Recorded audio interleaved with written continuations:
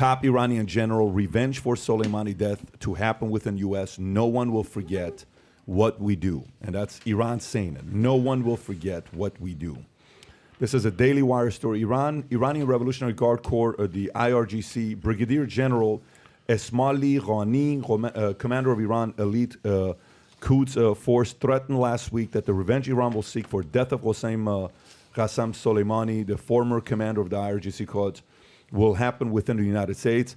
He said, we will prepare grounds for the hard revenge against the U.S. from within their homes, as we do not need to be present as supervisors everywhere. Wherever is necessary, we take revenge against Americans by the help of people on their side. What a thing to say right there.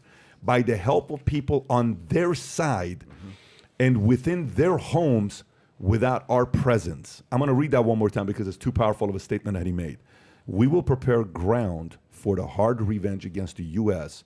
from within their homes, as we do not need to be present as supervisors everywhere. Wherever is necessary, we take revenge against Americans by the help of the people on their side and within their homes without our presence. Talking about former President Donald Trump and former Secretary State Mike Pompeo, who advocated for the strike behind the scenes, Ghani said all of the criminals who are on the scene, from the criminal U.S. president to all those behind the crime of assassination of Soleimani, are under our magnifying glass.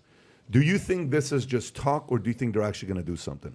I think the Iranians are an incredibly intelligent people. They definitely play the long game, and they mean what they say.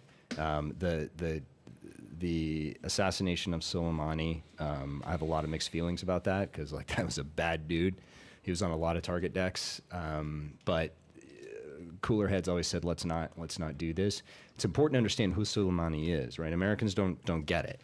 Soleimani was essentially the equivalent of the director of the CIA and the Secretary of Defense and the National Security Advisor, all wrapped into one person. Yeah, he could have potentially ended up being the leader of Iran. That was one of the guys that was on the... He was their J. Edgar Hoover? Is that He was the shot caller, right? I mean... More than that. He had more power than the president of Iran, right? He reported was J. directly... Edgar Hoover and Ike combined. Yeah. Like, think about it that way. Those two personalities combined. So is he a bad guy who is causing us a lot of problems? Absolutely. And he is personally responsible for the death of many, many U.S. soldiers. But it is very hard to overstate in fact, you can't overstate the importance of that one event and the ripple effects and the repercussions. Now, this is where our short-term system actually causes us problems, because if you were always going to have a president that was willing to commit an assassination at that level in office,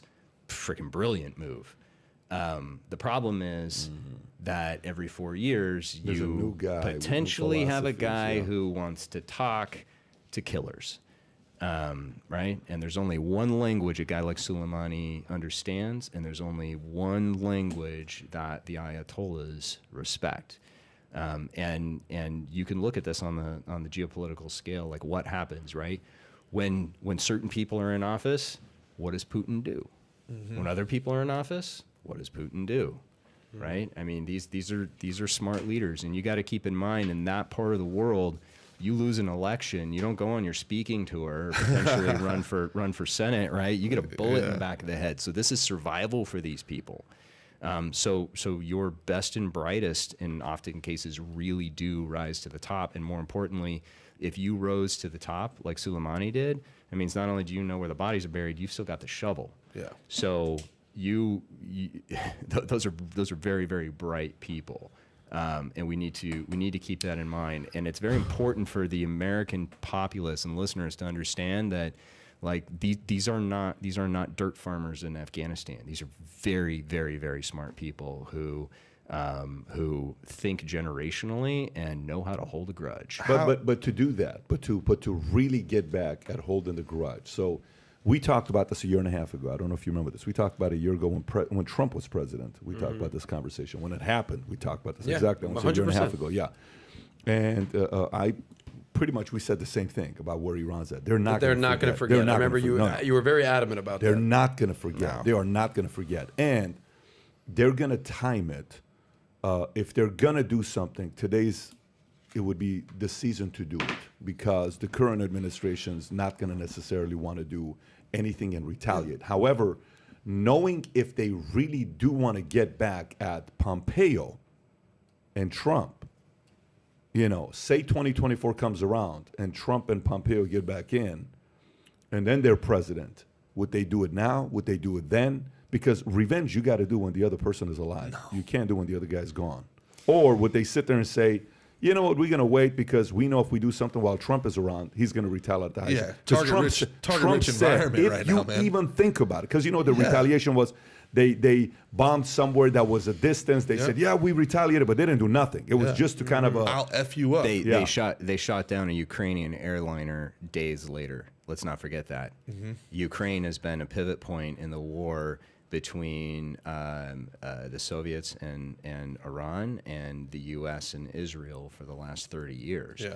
So, they were like, oh, well, we accidentally shot down the Ukrainian airliner. I'm like, oh, you accidentally shot it down with an anti-aircraft missile? What, you were cleaning it and you didn't know it was loaded and it went off? What are you, Alec Baldwin? Yeah.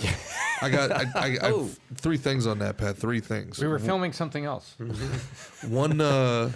One is, man, what a sad state of affairs that we're actually have to sit here and be like, oh, as Americans, like, oh, what if Iran got mad at us? What if? That's a good point. That's what a sad state of affairs. Do something, bitch. We're the United States of America. I beg you, I dare you, please do it. Watch what happens. Let's do it in 3 years. That should be our mentality. Yeah. As a nation, that should be our mentality. Be like, I wish a mother sucker would. But instead it's like, oh God, like, what if they do this? We've fallen so far so fast. As a nation, as a people, we've fallen so far so fast that you're right, that's the general thought right now. That's a bad thing. 2, you talked about the human traffickers. They have this, they treat it as a business. They have this loose coalition.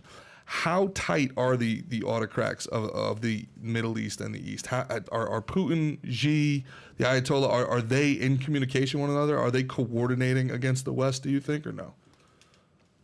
That's at me? Yeah. 100%. In fact, I think the Xi-Putin relationship is probably the most underreported geopolitical problem that we have right now. I mean, you think it's coincidence that China is rattling a saber at Taiwan and Russia's on the border of Ukraine simultaneously. Crimea, yeah.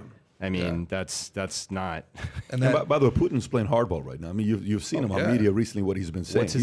What's his incentive not to? So if you enjoyed this little short segment from the podcast that we did, here's another short segment to watch. Or if you want to see the entire podcast, click over here. Take care, everybody. Bye-bye.